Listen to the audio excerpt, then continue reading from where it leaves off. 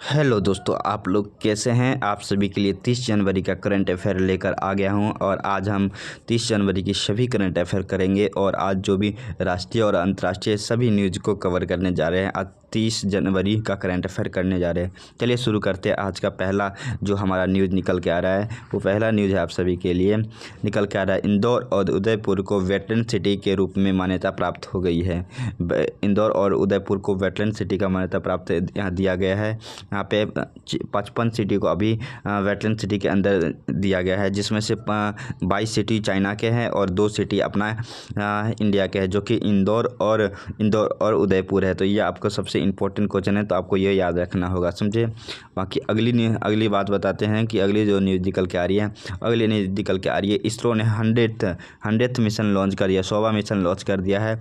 इसने जो लॉन्च किया है 100 मिशन, वो नाविक NVS 02 लॉन्च किया है। ये जो लॉन्च किया है GSLV F-15 से लॉन्च किया है। F-15 से लॉन्च किया है। तो आपको ये भी याद करना है कि 100th मिशन इसरो ने F-15 से लॉन्च किया। GSLV F-15 से अभी लॉन्च किया है, जो कि अभी नाविक के लिए लॉन्च किया है।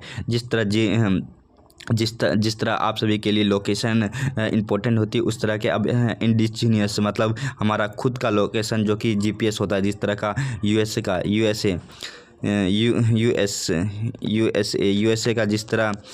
जिस तरह GPS है, उसी तरह इंडिया का अब इंडिजीनियस होगा नाविक, समझे। नाविक उसी प्रकार नाविक है, अभी भी है, लागू भी है, चल भी रहा है। इसके लिए ही अभी उसको तेज़ करने के लिए, उसको आगे बढ़ाने के लिए NVS 02 लॉन्च किया गया है 100th मिशन के तहत, समझे। बाकी जो क्वेश्चन की बात करें तो क्वेश्चन आपको इस प्रकार पूछेगा कि इसरो के 100वें मिशन के तहत कौन सा सैटेलाइट लॉन्च किया गया है। चंद्रयान 3, नाविक NVS 2 या मंगलयान या आदित्य L1। उसके बाद इसका आंसर हो जाएगा आप सभी का आंसर बी हो जाएगा। NVS 2 लॉन्च किया गया, 02 लॉन्च किया गया है। फिर जो अगली न्यूज़ निकल के आ रही है, अगली न्यूज़ आप सभी के लिए निकल के आ रही है। असम ने अपना दूसरी राजधानी घोषित कर दिया। असम की यहाँ पे कई राज्य होते हैं जिसकी 2 राजधानी होती है, जिसमें से असम ने अपनी एक और राजधानी घोषित कर दिया है। अपनी दूसरी राजधानी डिब्रूगढ़ रख लिया है। असम ने अपनी दूसरी राजधानी डिब्रूगढ़ रख लिया है। जिस तरह आप जानते हैं, आप शिमला का जानते, चाहे उत्तराखंड के जानते हैं। उत्तराखंड के जैसे कई सारे हैं। उत्तराखंड के देहरादून हो गया, उसके बाद देहरादून के बाद एक विंटर कैपिटल होता है, एक समर कैपिटल होता है। इसी प्रकार से इन्होंने भी अपना एक समर कैपिटल लॉन्च कर दिया, दूसरा कैपिटल लॉन्च कर दिया। उसी प्रकार बात करें आंध्र प्रदेश की बात करें तो इसने तो 3 अपना कैपिटल लॉन्च कर रखा है, समझे। अमरावती, फिर समझे। उसी प्रकार क्वेश्चन की बात करें तो क्वेश्चन आपको इस प्रकार पूछेगा कि असम सरकार ने हाल ही में किस शहर को अपनी दूसरी राजधानी घोषित की है। क्या वह गुवाहाटी है, तेजपुर है, डिब्रूगढ़ है या सिलचर है। तो इसका आंसर हो जाएगा गुवाहाटी का दूसरा कैपिटल घोषित कर दिया। आपको जो राज्य मैं अभी बताया हूँ उन राज्यों का कैपिटल बताना है। अमरावती के 3 कैपिटल आपको हमारे कमेंट बॉक्स में जवाब देना है, समझे। बाकी ये जो PDF आपको हमारे गुरु ज्ञान टेलीग्राम चैनल पर मिल जाएगा, आप वहाँ से पढ़ सकते हैं। जैसे हमारे लिंक डिस्क्रिप्शन में आपको देखने को मिलेगा, जहाँ जाके आप इस PDF को डाउनलोड करके पढ़ सकते हैं। ज़रूर पढ़िएगा, क्योंकि आपको यहाँ से पढ़ कर ही आपको सभी क्वेश्चन कंप्लीट हो जाएंगे सभी कॉम्पिटिटिव एग्जाम्स के लिए।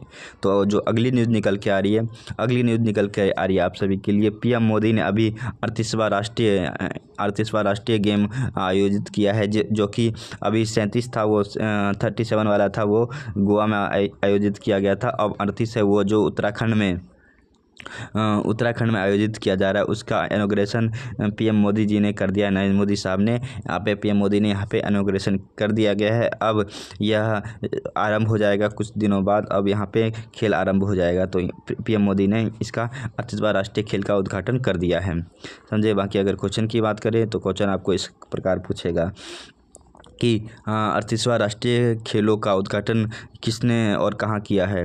क्या अमित शाह ने उत्तर प्रदेश में किया है, नरेंद्र मोदी ने उत्तराखंड में किया है, या द्रौपदी मुर्मू ने महाराष्ट्र में, या राजनाथ सिंह कर्नाटक में। तो इसका आंसर आप सभी का हो जाएगा बी हो जाएगा आंसर। नरेंद्र मोदी ने किया है, उत्तराखंड में किया है, समझे। बाकी अगली जो न्यूज़ निकल के आ रही है, अगली न्यूज़ है आप सभी के लिए कि 5 सालों बाद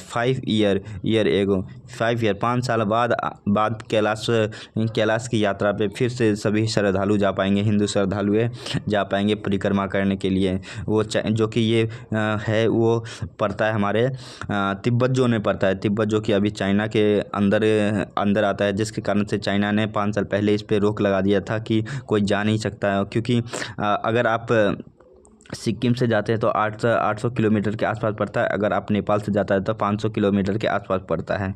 तो इन दोनों रास्तों को रोक दिया गया था, लेकिन अब चाइना ने अभी इसका मंजूरी दे दिया है कि अब यात्री आ सकते हैं इसको घूमने के लिए, इसका विजिट करने के लिए और इससे परिक्रमा करने के लिए। क्योंकि हिंदू मान्यता में इसे बहुत पवित्र जगह माना गया है और यहीं पर शिव निवास करते हैं और इस पर्वत पर अभी तक कोई चढ़ नहीं पाया। माउंट एवरेस्ट से छोटा है फिर भी इस पर कोई नहीं चढ़ पाया है कैलाश पे। माना जाता है कि शिव स्वयं इस पे विराजमान रहते हैं। तो कैलाश के बारे में कुछ यहाँ पे देख लिया। अगर आप सिक्किम से जाएंगे तो 802 किलोमीटर रहता है, वहीं नेपाल से जाएंगे तो इसको 500 किलोमीटर का रास्ता रहता है। 2 रास्तों से आप जा सकते हैं। ये तिब्बत के क्षेत्र में पड़ते हैं, समझे। इस यहाँ के खर्चा का कुल खर्चे का भी देख सकते हैं। 2.5 लाख रुपये खर्चा पड़ता है यहाँ जाने के लिए। यहाँ पे दिल्ली में 3 दिन का ट्रेनिंग भी लेना पड़ता है क्योंकि यहाँ पे ठंड का मौसम अधिक होता है। दोनों सिक्किम से जाइएगा 2.5 लाख, अगर नेपाल से जाइए और उत्तराखंड से जाइएगा तो वहाँ पे पड़ेगा 1.80 लाख रुपए आपको पड़ेंगे, मतलब 1,80,000 रुपये आपको पड़ेगा। इस प्रकार का खर्चा पड़ सकता है। बाकी अगर बात करें इसके कुछ फैक्ट्स जान लें आप। इस साल गर्मी के मौसम के दौरान कैलाश मानसरोवर यात्रा शुरू हो जाएगा। आप जा पाएंगे। अगर आप जाना चाहते हैं तो जा सकते हैं। चीन के बीच डायरेक्टर्स की मीटिंग हो गई है कि अब जा पाएंगे हर व्यक्ति यहाँ पे, जो कि 2020 में ही बंद कर दिया गया था, जो कि 2025 में अभी शुरू कर दिया गया है। 5 साल बाद शुरू किया गया है इसको। कैलाश पर्वत की सबसे ऊँची कैलाश पर्वत से ऊँची चोटी यहाँ पे देख सकते हैं 6,638 किलोमीटर इसकी ऊंची है, करीब 2,000 मीटर कम है। 2000 एवरेस्ट से 2,000 कम है, फिर भी इस पर कोई अभी चढ़ नहीं पाया है, समझे। क्योंकि ये है ना 60 डिग्री पे, पूरा 60 डिग्री के एंगल पे है और अगर माउंट एवरेस्ट के बोले तो वो 45 डिग्री पे है, इसके कारण से भी नहीं चढ़ पाया। और माइथोलॉजिकली ये भी कहा जाता है कि स्वयं शिव निवास करते हैं, इसलिए उस पर कोई अभी तक चढ़ नहीं पा रहा है, क्योंकि उस पर स्वयं शिव निवास करते हैं, इस कारण से। अगर इसका क्वेश्चन पूछे तो क्वेश्चन आपको इस प्रकार पूछेगा कि कैलाश पर्वत की ऊंचाई कितनी है। कैलाश पर्वत की ऊंचाई कितनी है, क्या 45 मीटर है, या 6,638 मीटर है, या 8,848 मीटर है, या 5,895 मीटर है। तो इसका आंसर हो जाएगा बी, हो जाएगा 6,638 किलोमीटर ऊँची है। बाकी अगली न्यूज़ की बात करें तो अगली न्यूज़ निकल के आ रही है डीप सी चैट जीटीपी को पीछा छोड़ के AI चैट जीटीपी को पीछा छोड़ के डीप सी नंबर 1 बन गया है। अभी 5 दिन में ये चाइना की एक बड़ी कामयाबी है। चाइना ने यूएस की सभी कंपनियों को मात देकर अपने डीप सी AI को आगे 2 महीनों के अंदर बनाकर कम से कम चैट जीटीपी के 1 ट्रिलियन डॉलर्स का नुकसान कर दिया गया है। मान लीजिए कि इंडिया का 25% यहाँ पे नुकसान कर दिया गया है, जिसमें अगर पाकिस्तान की बात करें तो उसमें से 4 पाकिस्तान डूब जाएंगे। इतना नुकसान अभी हो चुका है यूएसए का इतना नुकसान हो गया है कि इसमें 4 से 5 पाकिस्तान डूब सकता है। इतना नुकसान कर दिया गया है अभी डीप सी के द्वारा, समझे। चाइना ने जिसे अभी लॉन्च किया है AI में, इसमें एक फ़ीचर की बात करते हैं। इसमें फ़ीचर की बात करते तो ये इसमें जो भी चैट जीटीपी के साथ होता है वो इसमें फ्री है। इसके तहत आपको सभी चीज़ फ्री मिलने की है। चाइना ने अभी अपनी डीप सी ऐप लॉन्च किया, जो कि एप्पल प्ले स्टोर पर चैट जीटीपी को पीछा छोड़ चुका है। डीप सी की स्थापना लियोंग फेंग ने की थी, 2023 में की थी। डीप सी की पूरी तरह से फ्री और ओपन AI सर्विस है, फ्री और AI ओपन सर्विस है, जिसके कारण से चैट जीटीपी को पीछा छोड़कर आगे बढ़ गया है, समझे। इसका $1 ट्रिलियन तक का नुकसान कर दिया गया यूएस का, समझे। कई कंपनियां डूब चुकी है यूएस का। बाकी डीपसी के बारे में कुछ खासियत जान सकते हैं। डीपसी एआई चैटबॉट है जिसका केवल कमांड देना उसके सभी आपको सभी रिजल्ट देखने को मिल जाएगा। सभी जो भी पूछना चाहते हैं आप पूछ सकते हैं एआई के माध्यम से। यह वे सभी काम कर सकता है जो चैटजीपीटी, मेटा और जैसे ऑल एआई फीचर्स करते हैं, सभी फीचर्स का काम कर सकता है। वो भी ये फ्री करेगा, टोटल फ्री करता है। वहीं डीपसी एआई कोडिंग और मैथ का भी डिजिटल स्टॉक बेहतर सटीक तरीके से तैयार कर सकता है। मैथ्स के सभी सवाल कर सकते हैं। यह फ्री ऑफ कॉस्ट है, इस पूरे कार्य को फ्री करेगा। फ्री ऑफ कॉस्ट कार्य करता है। बाकी अगर क्वेश्चन की बात करें तो क्वेश्चन आपको इस प्रकार पूछेगा कि डीपसी की स्थापना किसने और कब की थी। क्या जैक मा 2021 में की थी, क्या लियोंग वेई फन 2023 में की थी, या एलन मस्क 2022 में किया था, या मार्क जकरबर्ग 2020 में किया था। तो इसका आंसर बी आ जाएगा। लियोंग वेनफोंग ने 2023 में किया था। समझे, जो कि चैटजीपीटी को पीछा छोड़ दे। ये बहुत बड़ी न्यूज़ है आप सभी के लिए। तो आप भी इंडिया के लिए कुछ करें, ये हम भी कल्पना करते हैं और हमें भी करना चाहिए ताकि इंडिया की तरक्की को आगे बढ़ाएं। बाकी अगर बात करें तो अगली न्यूज़ निकल के आ रही है बेटिंग रेस्टिंग सेरेमनी। जिस प्रकार पहले हुआ करता था, युद्ध समाप्त होने के बाद, सूर्यास्त होने के बाद एक शंखनाद होता था कि अब युद्ध समाप्त हो गया। रात्रि के समय जैसे सूर्य अस्त होता था तो अब सेना को अपने अपने आराम पे भेज दिया जाता था। उसी प्रकार अब स्वतंत्रता दिवस का जो कार्यक्रम समाप्त हो गया है तो ये बैंड वाले हैं अब प्रेसिडेंट से अनुमति लेकर वो अपने आप सेना को पीछे ले जा रहे हैं। अब अपने सेना अपने कार्य पे लगेगी। समझे, तो इसी को वेटिंग सेरेमनी कहते हैं। बाकी उसके बारे में कुछ विशेष जान लीजिए। क्या होता है वेटिंग सेरेमनी? रिटायर्स सेना की एक बैरक वापसी का प्रतीक है ताकि वो अपने बैरक में वापस जा सके। इसके लिए मनाया जाता है। ये तीनों सेनाओं का एक साथ जो होता है, ये तीनों सेना एक साथ यहाँ पे प्रदर्शन करती हैं। प्रेसिडेंट की अनुमति के साथ यह वापस चले जाते हैं। बाकी अगर क्वेश्चन की बात करें तो क्वेश्चन आपको इस प्रकार पूछेगा।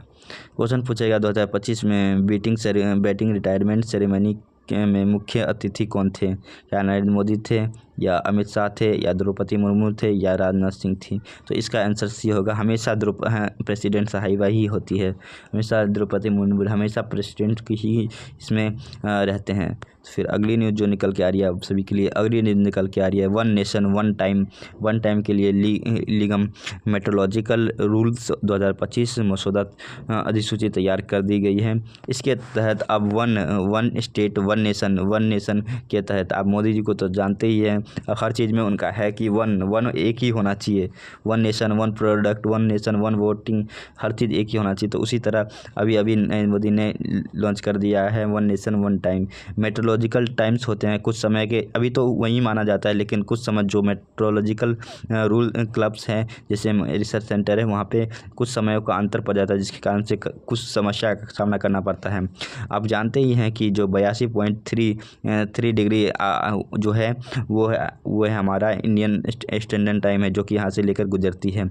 आपको कमेंट बॉक्स में जवाब देना है कितने स्टेट से लेकर गुजरती है अपना या टाइम रेखा। समझे, आपको बताना है। बाकी अगर क्वेश्चन की बात करें तो क्वेश्चन और उसके बारे में कुछ फैक्ट जान ले। वन नेशन वन टाइम इसको अभी नरेंद्र मोदी ने लॉन्च किया है। इसके 5 लीगल मेट्रोलॉजिकल जो भी रिसर्च सेंटर है उन पे भी सेम अब पूरे इंडिया में एक ही टाइम रहेगा, एक ही सेम, ताकि 0.06 सेकेंड का भी है उसका भी अंतर ना हो सके, ताकि किसी भी रिसर्च सेंटर में प्रॉब्लम ना हो। समझे। बाकी अगर क्वेश्चन की बात करें तो क्वेश्चन इस प्रकार पूछेगा कि एक राष्ट्र एक समय लक्ष्य को प्राप्त करने के लिए किस विभाग ने एक प्रोजेक्ट शुरू किया है? क्या department of the science and technology ने किया है, या department of the consumer affairs ने किया है, या इसरो ने किया है, या नीति आयोग ने किया है? तो इसका आंसर हो जाएगा ए हो जाएगा। ये department of science and technology ने किया है। समझे।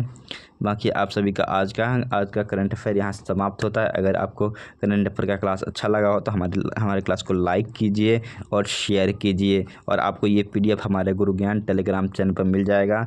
और बाकी अगर आप हमारे से पढ़ना अच्छा लगता है तो हमारे चैनल को सब्सक्राइब कीजिए, बेल आइकन जरूर दबाइए, ताकि जैसे मैं अगला नेक्स्ट करंट अफेयर की क्लास लेकर आऊँ और तब आप सभी को मिल जाए। चलिए, जय हिंद, जय भारत, जय हिंद।